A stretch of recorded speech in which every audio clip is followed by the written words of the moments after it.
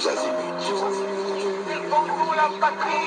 Peuple congolais, il est temps de nous lever, de nous serrer les coudes et d'agir pour défendre notre patrie, notre intégrité territoriale et l'intangibilité de nos frontières.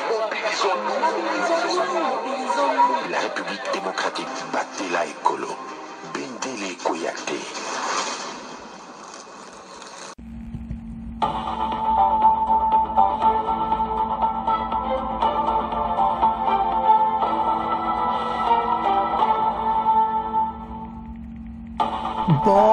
Bonsoir, bonsoir, bonjour, c'est Congo News 24. Bande Konanga, comme toujours avant de commencer notre émission, nous disons merci à Dieu. Nous disons merci à nos chers abonnés et téléspectateurs qui nous suivent partout dans le monde et en RDC. Bande Konanga, soyez les bienvenus. À la une, chers téléspectateurs, on va commencer cette émission Bandeko avec la réaction ya ndenge na ndenge sur accord oyo. Tokobana yemoko Kaikwamba a expliqué nde makamango eza. Après tokoya na revue de la presse, après tokoyoka France, Macron pe apesi réaction, tokoyoka bandeko Goma, tokoyoka ba député, tokoyoka wa Bukavu, tokoyoka dossier Kabila. Oyo aza nulle part, ni na Doha, ni na Washington, balobi ya kozwa part autour de la table. Alors, bande konangai, match eza mobulu. Donc, ba pante na Doha, pe bazotia mawatro. Alors, toza la connecté, pe toko développer mon émission na biso. Bande konde to lobi na introduction, toko bana na Washington yemoko. Les points à l'ordre du jour.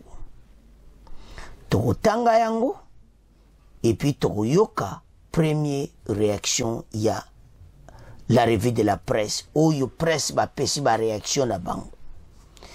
Bandeko accord ezana 5 points principaux. Intégrité territoriale, retour des réfugiés, désengagement des forces autour ka retrait ya armée rwandaise. Donc ba point wana nyonso ndenge na ndenge et l'Obama qui peut signer. Alors bandeko ebele ba ekoloba voilà akoro yo na Kabila siaki ba akora boye simba kate et sinalera fachi ko simba soki ba accord contre ba minere comme braquage ba minere na biso. Donc ndenge na ndenge mais tokoyoka parce que bandeko ebele ba pesi musu eza constructif, musu pe eza ko aider, musu pe ba konzi ba koyoka ba bazo ba décision. Makambo eza bandeko dossier biso na Rwanda mokili eza ya koningana parce que ba voisin surtout wana balingaka to continuer ka kozana Rwanda ndenge wana Rwanda pa profitaka na désordre wana koswana bango pe bazwaka yango bitumba koboma. Combien de pertes? Beaucoup yo kameye mon Trump 6 millions pendant 30 ans. Ezo pesa mawa ko sakanati. Alors bandeko tango talaka dossier titi olobi mais makamoza minene on a critiqué encore comment aider Sazo signer accord était minéré sécurité. Bazo comparer maintenant Kabila nde asalaki accord minéré infrastructure au Chilelo tout le monde a besoin banzela ngote. Balar ekenana ba poche bato. Mais na ka oyo ba américain bazo tia des milliards de dollars. Et ça complètement différent na oyo bomona kilera ba chino. To longola bandeko image wana boye bake oyo eza makambo ba réalité ya 21e siècle. Et puis makambo to vivre oyo tozo mona à l'est de la RDC. Alors totanga petoyo comment première réaction il y a la revue de la presse après to avancer. Oh, le premier volet c'est le désengagement des forces rwandaises. Réaction, accord USA. toyoka la revue de la presse mais totanga ngo eza na côté droite na likolo mais tobana à côté gauche na C. L'accord de paix RDC Rwanda n'a rien de bradage de nos ressources. Thérèse Kouekamba lui le comment à bradage awa. Et puis premier volet ba rwandais, il faut armée rwandaise va quitter le sol congolais. Le texte avait paraphé le 18 juin à Washington des experts congolais et rwandais, le respect, intégrité, cessation, hostilité, des engagements, des armements, aux unions sont en toyokaki. Mais là, on est au même libino. Oyo boko yoka, masolo kitoko. Balobi awa. Après l'accord mine contre infrastructure, voici un deal mine contre sécurité. L'éternel recommencement. Donc, balobi awa, aba me comparer Kabila salaka deal. Naba chinois, maintenant fatio sa deal naba américain. Bandeko zama kaminene ti, oyo zaba américain, oyo zaba chinois ti. Numéro, et on te expliquer ba congolais. Mais tout tangango na côté droite na likulu. Paragraphe 1. C'est à lire dans Econews, la RDC semble enfermée dans un cycle où ses richesses minières servent perpétuellement des monnaies d'échange. Econews rappelle qu'après le contrat du siècle avec la Chine en 2008, promettant routes et hôpitaux en échange des minerais. 17 ans plus tard, face à l'insécurité persistante dans l'Est, Kinshasa négocie un nouveau partenariat, cette fois-ci avec les nouveaux partenaires les États-Unis d'Amérique, troquant cobalt, cuivre, coltan contre un soutien militaire. Donc, Fachi passe le soutien militaire na minerie. Alors, maintenant, différence ces années. Et qu'on nous parle d'un terme de recommencement qui interroge quand la RDC cessera-t-elle de brader ses ressources pour des solutions éphémères, détriment de sa souveraineté. Pour de nombreux observateurs, poursuivent des confrères, ce nouveau partenariat soulève des questions fondamentales. La RDC était condamnée à hypothéquer ses ressources? Non. Tout ça qu'on hypothéquait, wana ba français ba commentaire na bango za ya kusaganati. Alors, toyo kabango pour baye biso za ko hypothéquer te bon to meka ko analyser la revue de la presse française. Avançons. La une de la presse cette semaine à Kinshasa. Après l'accord mine contre infrastructure, voici les deals mine contre sécurité, l'éternel recommencement. 17 ans plus tard, face à l'insécurité persistante dans l'Est, Kinshasa négocie un nouveau partenariat, cette fois avec un nouveau partenaire, les États-Unis d'Amérique, tronquant cobalt, cuivre, coltan contre un soutien militaire. Econews parle d'un éternel recommencement qui interroge quand la RDC cessera-t-elle de brader ses ressources pour des solutions éphémères au détriment de sa souveraineté? Bandeko tolandi biso nyonso. La revue de la presse est claire, mais bazo comparer de Kabila Salaka, infrastructure contre minerais, non fatia sali minerais contre sécurité. Parce que awa, makamboza mbali, nabakor uyu. Accord à RDC Rwanda, ezaka kaponas. Donc c'est tout. C'est pour la paix. Ezama kamba minerais te biso na Rwanda. Faut donc comprendre. Ce qui minerais na kota commerce ya kosomba, toi sur un problème mais toi tu kimia muta na frontière naï muta na ngambo naï kimia koti après les affaires vont aller mais batuba lo bakena Rwanda tozata na makawa minéré na bangote one is a 1 2 tozana minéré contre sécurité na ba américain to signer accord na bango. C'est ça la réalité.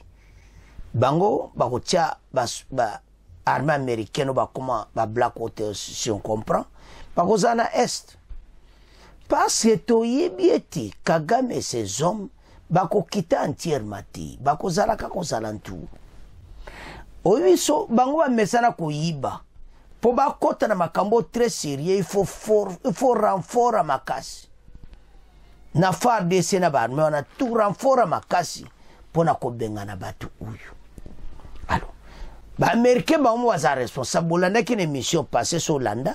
Ils qui Trump sont muta baby si à Koro, à l'objet que ça grave.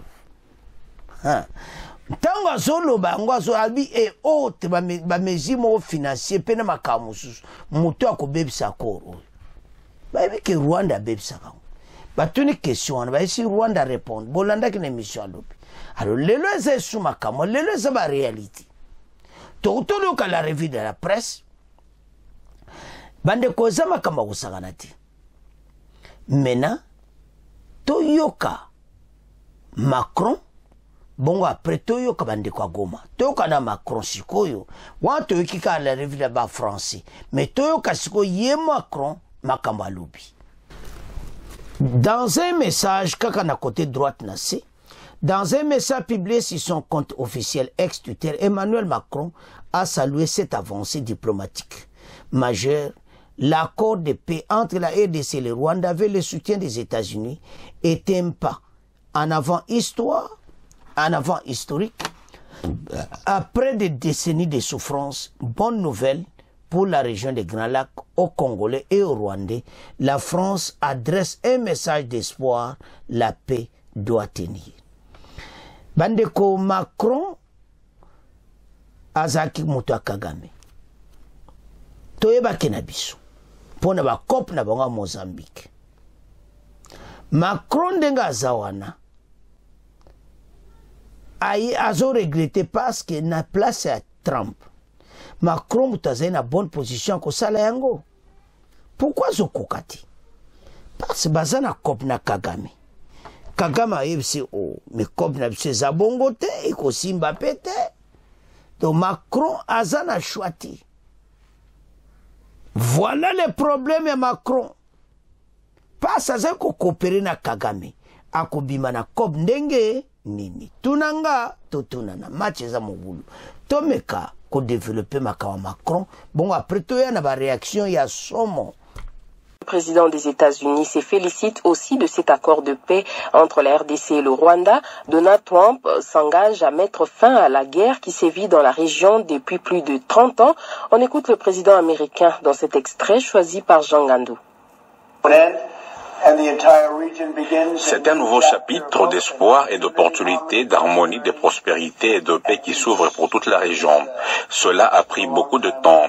J'ai demandé depuis combien de temps dure cette guerre et un de mes amis qui était très impliqué m'a répondu 30 ans. Au moins 6 millions de personnes ont été tuées pendant cette période. C'est incroyable. Et quelqu'un a dit que c'était en fait la plus grande guerre sur la planète depuis la Seconde Guerre mondiale.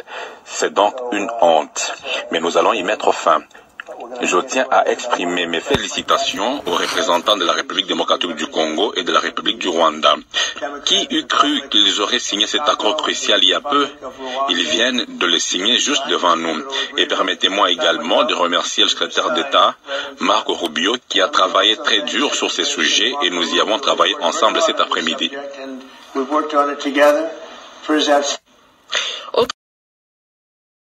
Bandeko tolandi Macron. Ya kusande Trump asali. Soki Trump akoko sala makambo wana, pourquoi pas Macron? Non. Tolandi wana donc au mona clair meti Macron eza mawa. Pobo mona que ye a comme ko souhaité à bonne chambre na mbo landi Trump to check eswana po Macron pas ko sala ya. Et pourquoi ce kokati? Pourquoi kokakiti? Parce que ça qui mutaba français. Mais yoka Trump denka za ko expliquer que guerre va toi couper belé plus de 30 ans. Mais Macron a comme ko ya ko souhaité oh ya za ki na bonne position. Il y a sala makambo yo Trump asali. Mais pourquoi ça l'a quitté? 2 poids, 2 mesures. Azalaki na côté ba Rwanda. Baza osabe intérêt na ni lelo ya ko pesa biso ba réaction à Trump et kotiawa et bimiao. Président français pena l'accès pena ki yena Kagame kaka. Ba Congolais ba kufa na bango. Ya antino mona après Trump to check bolandi nani Trump wana ndenga lobi. Parce que batu ba kufi beli. Lelo ye aso pesa ba réaction na ye aso souhaité biso mais eza mawa. bandeko ezosala pasi pe mawa. Donc bato oyo non tala Trump alaksi bango ba France nyonso ke boze le côté ya kokiamo place bango tu be échoué poni po balingaka RDC. France a décidé ki ka sala ko sala nde Macron sali. Mais ça dans l'impossibilité yozo coopérer na Kagame bobo makaba Congo boyiba minere. Oya koloba lisundeni. C'est pour ça que Macron a qui bloqué. Alors, voilà ezaki réaction ba français. Sikoyo tokende na bande kona biso ya Goma. Ndeko a Goma lobi nde ba sien ki atebika ke makambo esili. Ba M23 yo tozomona bango abakende bande soki na ndenge tozo lobela ngwa bato bana kolera mabe babime biso wa makambo zo umela kaka biso souffrance dans na ba M23 oyo ndeko Goma zola na mission bakokende babana pe ko bon banda kala bazo appel lokoti nde bazawana basundoli bango déjà Kagame na bango kope comme à distance. Alors maintenant ndenge bazawana bazo sala mabe na Nord Kivu na Sud Kivu ndeko ameko expliquer to landa ye bon to avance nde bozo mona ba pante wana ba M23 bazo nyokola batu baza kobomo bandeko na ngai. Alors, boyo kandeko yo ezo sala na mawa. Mais to landa ye pe to avance. Le terrain au Nord Kivu, pendant ce temps, l'accord de paix RDC-Rwanda est accueilli avec enthousiasme par bon nombre d'habitants de la ville de Goma. Toutefois, d'aucuns y perçoivent un goût d'inachevé. Certains Congolais auraient préféré, disent-ils, voir cet événement entraîner immédiatement le départ des rebelles du M23 des villes de Goma, Bukavu et d'autres agglomérations qu'ils occupent actuellement. L'un des habitants de Goma donne ici son avis. L'attente de la population était à ce que, après avoir signé, voilà, AFC 23 va se retirer. Malheureusement, nous sommes en train d'attendre que, à Doha, c'est là qu'il y a encore des dialogues entre le gouvernement de Kinshasa et l'AFC 23. Donc, on attend encore les résultats de Doha. Au moment où les signataires étaient en train de signer hier, l'AFC M23 avait aussi des conférences au niveau de la ville de Goma et qui insistait sur la libération totale de la RDC. C'est à cause des souffrances qui conséquence que la population est en train de dire, en tout cas, il faut que ces gens ici libèrent la ville de Goma. Il faut qu'ils libèrent Massissi, Rutshuru, les parties de Lubero, Alikad. Et donc, c'est ce que nous attendons. En tout cas, la signature là, c'est beau entre les deux pays, mais jusqu'à présent, je vous dis, les M23 sont là, toujours installés dans la ville de Goma et Bukavu et d'autres parties. Nous voudrions que nos deux villes soient totalement libérées. Mais on ne sait pas encore d'où il va prendre combien de mois, combien de jours. Et la population est en train de souffrir. Bandeko toyoki ndeko wana. Et ça passe. Comment bazako sala tumabe na Goma na nonoki bandeko bazolela ke fatie ya kolongola biso na ba galère oyo to lembi vi oyo na ba M23 ba V1 bazonyonga bato bazako boma ba beka dilo ndenge sile nzoka ndalo biso Qatar kuna pe ko umela ka ba demwa lisusu Qatar kuna ko umela mwa moki parce kuna nde photo sila na bango très bien parce mixage na brassage mbale ko zalatin parce bango bo mona kaka ba M23 AFC mais za Kagame na Kabila bazana sima. Alors doso tala eza mawa mais problème de quoi na lobby et ça la passe au mona clairement ba umeli na maboko batu uba M23 bazo sibir batu tinde to landi wana et comme bo partager yango po ba konzi bayo ka ba ko libérer bandeko makambo ekende très rapide. Alors comme ezabako ba okenango pas à pas ti ba kusilisa yango bandeko na Kivu obozola na mission bo patienter bitumbezo koma na suka c'est fini. Nebi ke boye ba ka ka soko to signer sili mais arabongo te, il y a des démarches à faire.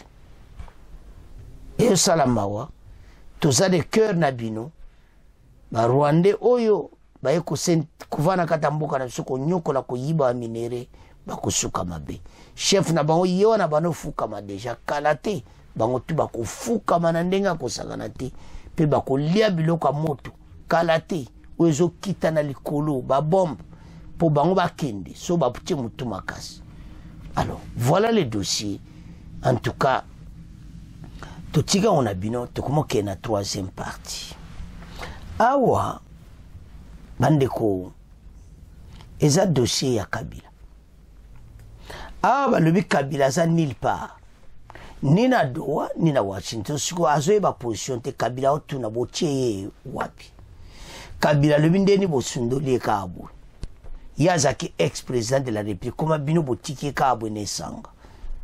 Kabila se pose des questions a commission ka kopesa ba conseil o azo sala o nini yo consultation donc ozoma ke mutu asaka ndo ndenge wana ka passe mutu déjà et ça les bien tabia kopo ekufi na raté kof effectivement aratango azo regretter ndenge ne ozongele suma kambo ou passé fini pour lui. Peuple congolais même azaki na hésitation yo comprendre yaya o yaza mutu na bisoti. C'est sa situation à Kominango. Totanga Kabila. Bon, to yoka. Oba le pona Kabila, to avance. Après Goma, Joseph Kabila consulte à Bukavu. C'est à retrouver dans Congo Nouveau, accusé par Félix Tshisekedi de soutenir cette rébellion. Kabila, déchu de son immunité sénatoriale en mai dernier, semble vouloir se repositionner comme acteur dans la résolution de la crise.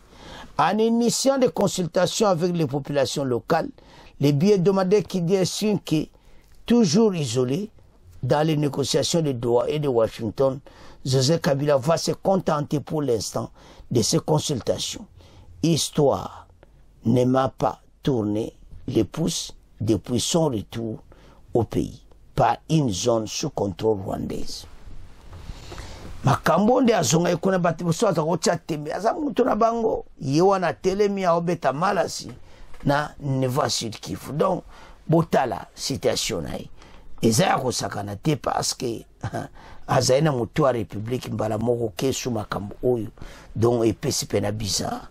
Alors bandeko sans plus tarder toyoka ndebe expliquer bongo to avance. Dans Congo Nouveau, après Goma, Joseph Kabila consulte à Bukavu. Accusé par Félix Tshisekedi de soutenir cette rébellion, Kabila, déchu de son immunité sénatoriale en mai dernier, semble vouloir se repositionner comme acteur clé dans la résolution de la crise en initiant des consultations avec les populations locales. Les hebdomadaires kinois estiment qu'il est toujours isolé dans les négociations de Doha et de Washington. Joseph Kabila va se contenter pour l'instant de ces consultations, histoire de ne pas tourner les pouces depuis son retour au pays par une zone sous contrôle rwandaise. Bandeko tolandi biso nyonso dossier Kabila aza nulle part ni na Doha ni na Washington biso tolobi te tanga aza na problème azoyeba mene eloko kosala te parce ye alingai mpe akota na kati ya badiscussion baconsidere pays na kati ya badiscussion oyo bakosala Doha na Washington. Emira Katara bino yo kozala wati États-Unis bino yo kozala te lukaso okende wapi Italie do akozala te yaya akomikana Neva Sud Kivu na Bukavu aosala ba consultation na ende totangi mais ba consultation jusque où voilà la situation qui a parcouru, c'est difficile. Ok nango ti wapi makamuzo mona clairement le pays a été agressé makambo ebele sama na mboka na biso et puis yomo bino moko yemo Kabila luki ba problème ke okota kuna na est aosuka wapi balobi nyonso so ezaki na nkuku ebimi ezesu na puissance te bakomi na situation difficile parce que ba secret na bango nyonso ebimi baoluka ndeni ako résoudre ba situation oyo mayele esili bango. Alors bandeko wana ezalaki Kabila totika ona bino tongokende ndeko asuka ndeko aza député alobi ki en tout cas makambo oyo tosepeli nde ekomi na suka tozokoma na suka ekomba réalité moko claire ete mboka oyo ko continue sous boiti, alors pays na biso il faut penza totelema sima ya makambo oyo. Bandeko bakoro basi ndeko na miko expliquer comment Rwanda tozala ba voisins à côté, ba voisins tout ba mpia ka pesa exemple. Yoza na quelque chose boluka ka bon négocier na bango. Bango pe ba servir pour ba tchaka o le susu kaka mingiti. Wana selo ye député à qui vous bon comprendre kaka. Bango ba a besoin ya Bukavu a besoin kaka liberté que ça ma rapide. Bango kuna ba komi assoiffé kaka donc masole beta ma bas ba koro yesila bazwa kimia. Ali ba trois voisins wana ba vivana ba COP oyo. Ba initier bango ba initier Rwanda dans les COP et entre-temps biso beto ko sola na Burundi na passé pour bozala bien pour bango soki te ba kuma ko yiba lisuka ba ale au moins ba COP si ba groupe armé ce groupe armé ba coopéra kana batu na bango donc ba groupe armé nyo c'est ça ba aventure ko benda ba minere. Voilà la situation. Et maintenant sur une question capitale à 1,23 ndenga zawana toye ba position na bango ete ba ko zala cantonné. Bakosola na bango mutu moko tende bazawana ba kansa ba ko ba colonel ba général les sous tawanati. Alors bandeko voilà position de déjà et maintenant situation to komi maintenant donc sozo tal to yokandeko wana parce que lobby penda to yokai député bandeko député oyo en tout cas lobby Didier Katembera député provincial élu de la ville de Bukavu.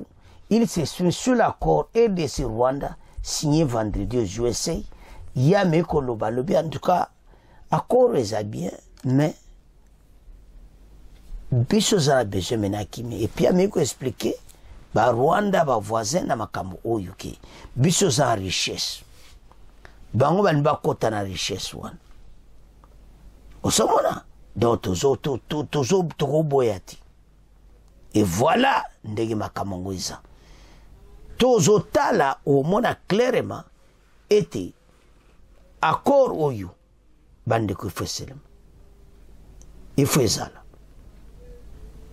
yango ba congolais to telema pona accord oyo to bunda pona mboka parce que comme temps oyo biso to telema tolanda ndeko oyo bongo to avancer. Monsieur Didier Katembera, bonjour. Bonjour, messieurs. Un accord de paix signé à Washington entre le Rwanda et la République démocratique du Congo et l'île de Bukavu. Comment vous avez accueilli ces premiers pas dans le rétablissement de la paix dans l'Est? Pour nous, en tout cas, en tant que population, c'est un ouf de soulagement. Nous croyons beaucoup à cet accord et nous sommes sûrs et certains qu'avec ça, ça sera la dernière guerre et la dernière rébellion. Parce que vous êtes assurés que l'Est de la RDC est vraiment riche. Nous avons beaucoup de minerais qui ne servent à rien du tout. Nous avons autant de richesses naturelles et sous-naturelles, malheureusement, qui nous servent à rien du tout. Et voilà, nous voulions quand même avoir quelqu'un qui accepte de tout donner pour que la paix revienne dans notre parti. La ville de Bukavu est celle de ville vraiment avec une population dynamique, une jeunesse vraiment dynamique, concentré au développement, mais avec, dans la situation de guerre, on ne peut rien du tout. Et voilà, nous, en tout cas, c'est notre soulagement. Nous sommes en train de remercier le chef de l'État, le Parlement, notamment notre président de l'Assemblée nationale, pour les conseils aussi qu'il donne à d'autres députés, parce qu'il faut dire que le politique congolais, en tout cas, beaucoup profitaient de cette guerre, mais comme ça vient de prendre fin, je suis en train de croire que ça va nous permettre de nous développer, de construire des routes pour les Sud Kivu, le Nord Kivu et relier toutes les provinces, parce qu'il faut dire que les États-Unis vont donner plus de 500 milliards de dollars dans leurs intérêts économiques et cet argent pourra servir à la construction des routes, à l'amélioration des conditions de vie des populations de l'Est et de tous les pays. Des minéraux bradés selon certains analystes, pour ne pas parler des acteurs de l'opposition.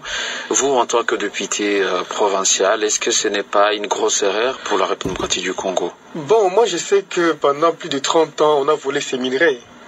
pendant plus de 30 ans, on le bradait.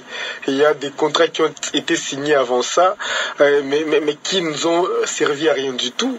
Et comme ceci engage non seulement le pays, mais aussi la communauté internationale, parce qu'il faut savoir qu'un grand travail de plaidoyer, de diplomatie a été fait à tous les niveaux, et tout le monde est conscient que la RDC a longtemps souffert et qu'il faudrait laisser ces pays se développer. Vous êtes sûr que lorsque ça ne marche pas au Congo, c'est toute l'Afrique centrale qui sera bloquée en termes de développement. C'est toute l'Afrique parce que le Congo est au centre de l'Afrique. Et donc, si ça ne marche pas au Congo, ça ne marchera nulle part ailleurs. Donc, tous ceux qui sont en train de dire minerai bradé, nous sommes dans un pays qui autorise la liberté d'expression. Ils sont libres. Mais moi, je crois au travail qui a été fait. Et je suis certain. Revenons sur un point très essentiel. Aujourd'hui, on sait que le Rwanda a joué un rôle majeur dans la crise, en soutenant par exemple les rebelles du M23. Dans l'accord, on parle des opportunités économiques. Pensez-vous que le Rwanda devra carrément jouer un très bon rôle s'il faut parler des opportunités économiques avec l'Ouganda et le Burundi dans cette dynamique présentée par les États-Unis d'Amérique? Pour moi, je sais que nous sommes un pays grand, aussi riche, et ça ne sera pas bien entendu si nous avons cette richesse-là et autour de nous, nous n'avons que des pauvres, nous serons toujours insécurisés. Imaginez-vous dans un village où vous êtes riche, vous-même riche, mais tous vos voisins sont tellement pauvres. Donc vous plaidez pour une gestion consensuelle de minerais? Je suis en train de m'expliquer, oui. Et laissez-moi m'expliquer. Si vous n'essayez pas de développer un environnement qui vous permet de mieux vivre avec vos voisins, je pense que vous serez toujours en guerre et vous serez obligé de vous déplacer. Malheureusement, pour nous, nous sommes condamnés à rester ici, à rester avec les mêmes voisins. Nous devons développer des routes qui vont permettre à ces pays de se développer aussi comme nous. Nous allons développer des commerces transfrontaliers qui vont permettre à ces pays aussi de se développer. Il y aura beaucoup d'opportunités qui seront développées pour permettre aussi à ces pays qui nous sont voisins de se développer. Moi, je ne parle pas seulement de minerais, parce que lorsqu'on parle de minerais, ça développe aussi beaucoup de choses. Mais moi, je vais un peu me limiter sur des opportunités qui seront développées à travers cet accord et qui vont permettre à ces pays aussi de se développer. C'est la Chine, par exemple. À côté de la Chine, il y a d'autres pays.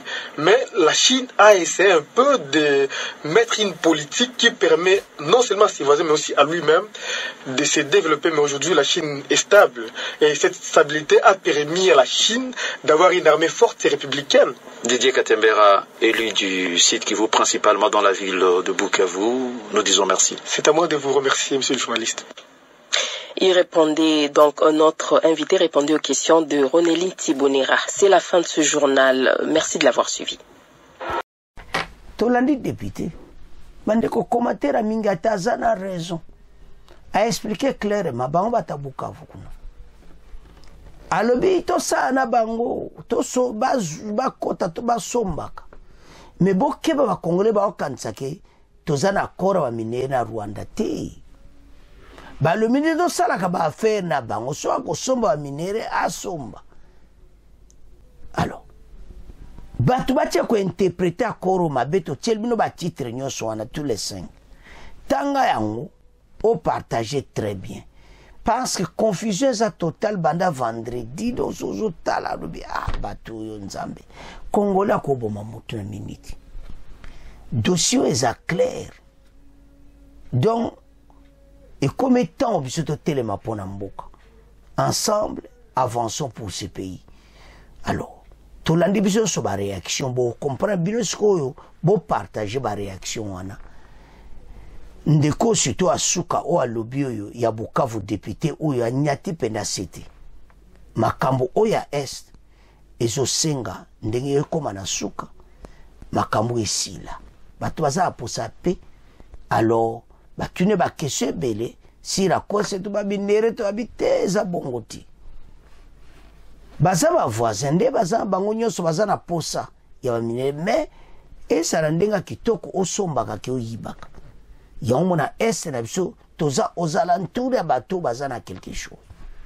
Alors bandeko na ngai boyebete na fin ya Trump na suka babondelaki tozotiela mino prière oyo pasteur ya Trump o aza na kati ya Maison Blanche baza na pasteur abondela abondeli mpo nango tolanda bongo tambo yokai bandeko nanga tolanda. We wanted to thank you and thank the presidents and the leadership of Rwanda and of the DRC. We're so honored and grateful. I'm reminded of your word, Lord, that says in Psalm 126 that weeping endures for a night, but joy comes in the morning. There's so many mothers, there's so many fathers that their heart is full of joy today because of this historical signing of this peace agreement. Your word declares in Matthew chapter 6:9 that blessed are the peacemakers.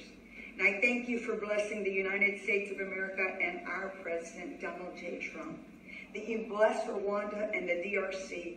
We wanted to thank you and thank you. Bandeko tolandi, c'est à ce point que comment clôturer mission na biso. Bon, continuez comme ça. Au revoir. À la prochaine.